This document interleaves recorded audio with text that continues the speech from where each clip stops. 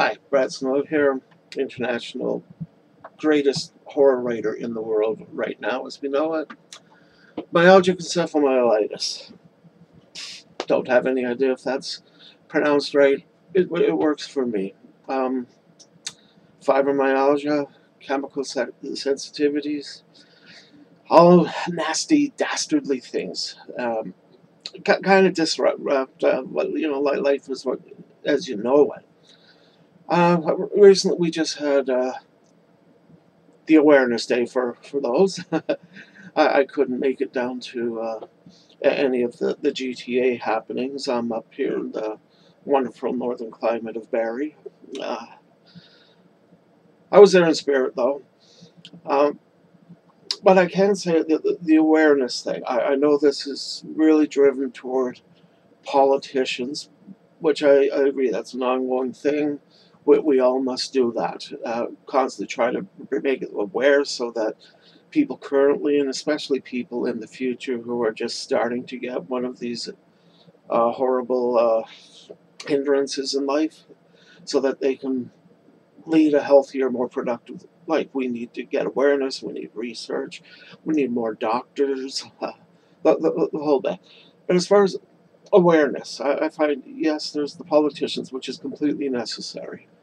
What I found for me is just awareness of family and friends. That's just a difficult a battle as any, I find. Like, I've been enjoying this wonderful new life for 15, 17 years, I guess, if you count it before it really, sledgehammered my head, but 15 years.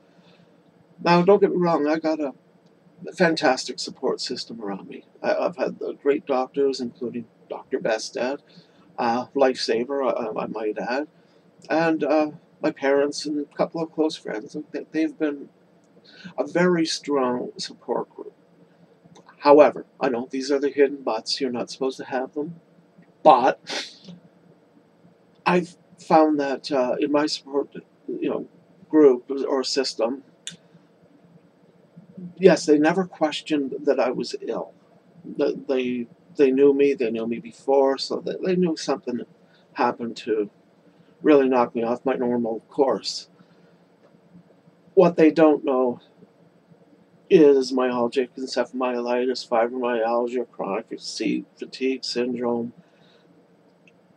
Not one of my friends or family knows what that is to this day. And each year I would try to educate one or more on it. Basically, deaf ears. Uh, they can't understand. They just don't understand. They can't comprehend that somebody can be so physically fatigued, most of the time. That they can't really grasp, the fibro fog, the right here, brain cramp. Okay, they can't really comprehend that. As I said, a great support system to this day, 15, 17 years later, they do not have a clue or an understanding what chronic fatigue syndrome is, fibromyalgia. I always say, oh no, Brad, the key is you got to get out and do stuff. You got to be active. That's all you need to do. Okay, I tried it, crashed. Try to explain pacing to them, which I've personally found to be the most important thing in my day-to-day living, is properly understanding how to pace. Unfortunately, okay, people don't understand pacing. In my finding, anyway, that the people in my support system do not understand pacing. Yeah, so what? You do something, you get tired, you go to sleep, you wake up, you're better. Not. Pacing. Yeah, may have said too much uh, already. Hitting a blank wall here. Well, anyway, that is what I wanted to add, is how can we possibly educate family members, caregivers, and friends so that there's a bit of understanding. Because after all, people have their own problems, their own difficulties, their own sicknesses, their own stresses. Like, you know, everybody has it, and my findings in life is most people are concerned about themselves, number one. I tend to agree with that.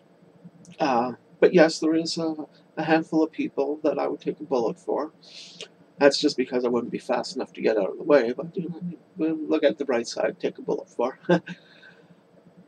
So right now, if we do not get more doctors, more education in the political system, find a way to educate family and friends, when my support system eventually fades away, well, then I'll be at a major crossroads or a cliff. That'll be pretty tough, because starting from scratch, trying to find a doctor that understands, um, getting a family member that understands, not going to happen at this stage right now. So anyway, I'm blathering a bit now, but once again, kudos to Dr. Besta for her speech there, and her constant battle to fight for the awareness of these dastardly diseases. And, well, thank you for your time. And until next time, this is Brad Snow, the world's greatest horror writer, signing off.